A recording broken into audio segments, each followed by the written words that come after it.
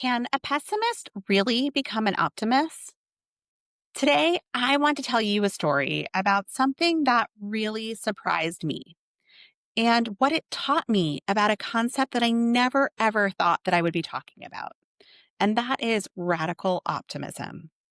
Now, before you roll your eyes at me, I promise this is not about toxic positivity or about pretending that everything is fine when it's not.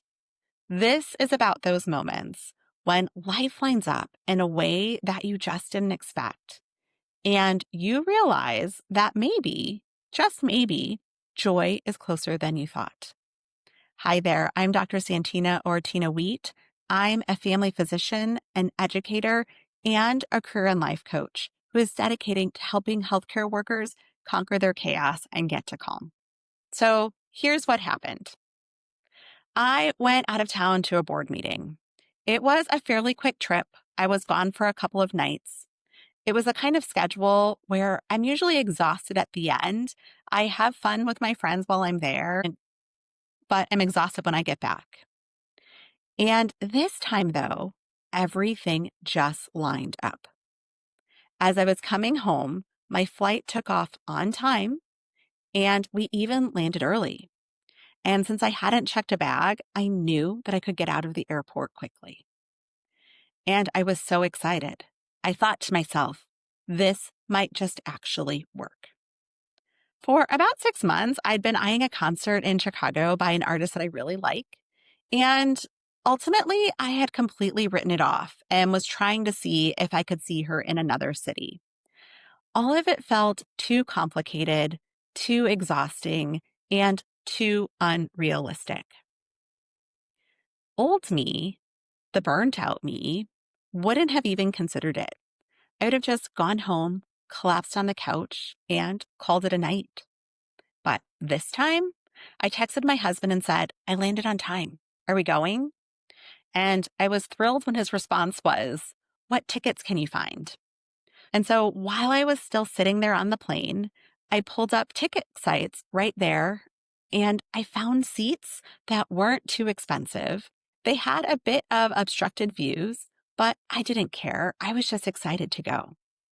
So then I got off the plane and I'm walking towards the transportation and I called my girls and said, guess what? We're going to a concert tonight. And then there was silence on the other end. And I thought, oh no, are they not excited? Did I just spend a whole bunch of money for nothing? Should my husband and I have just gone? But then my husband said, they're just sitting here in shock. Now, this was only their second concert ever, so it wasn't anything that they expected.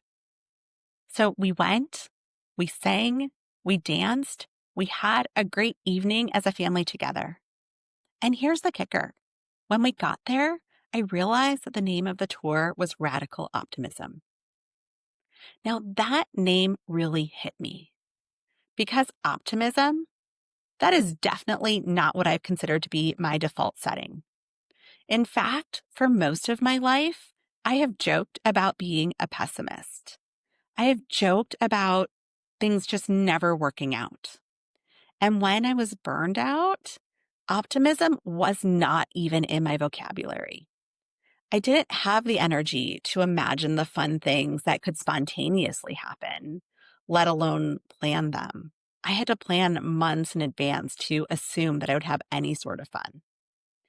Back then, all I wanted to do was survive the week, get through the to-do list, and check the boxes, which sometimes included events and vacations with my kids. But that night was different. I noticed the opportunity.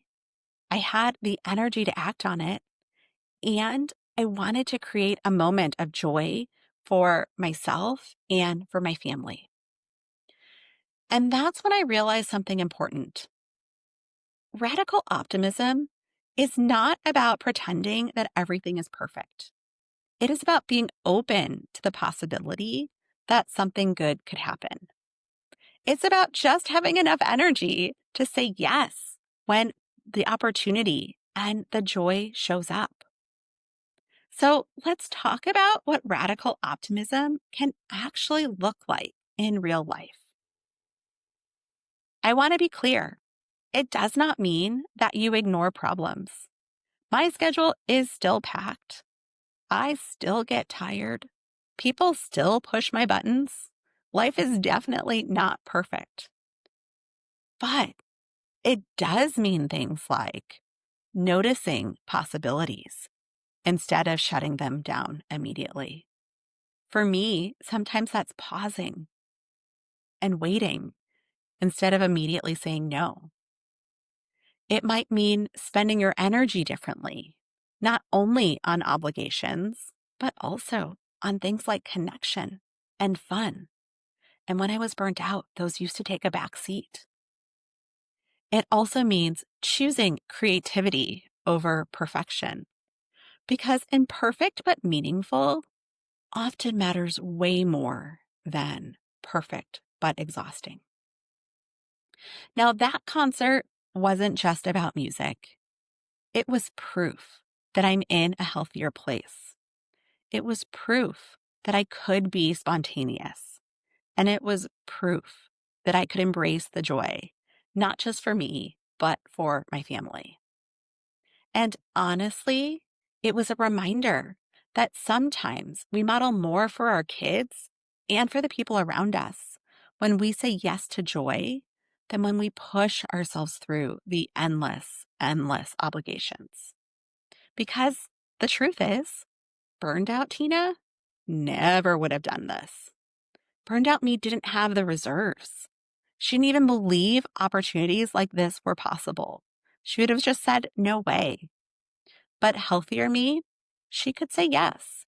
She could say, well, if everything works out, maybe this is a possibility. She could talk about it with her husband in advance and say, hey, if this works out, what do you think about going? So it's not a total surprise. And that is one of the biggest lessons that I have learned in my recovery from burnout.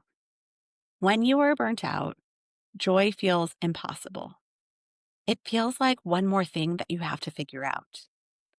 But when you start to recover, joy feels imaginable.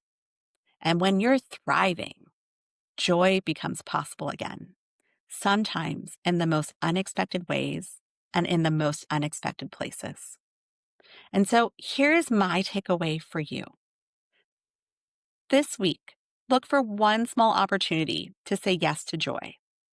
It doesn't have to be big. It doesn't have to be perfect. It could be a short walk outside.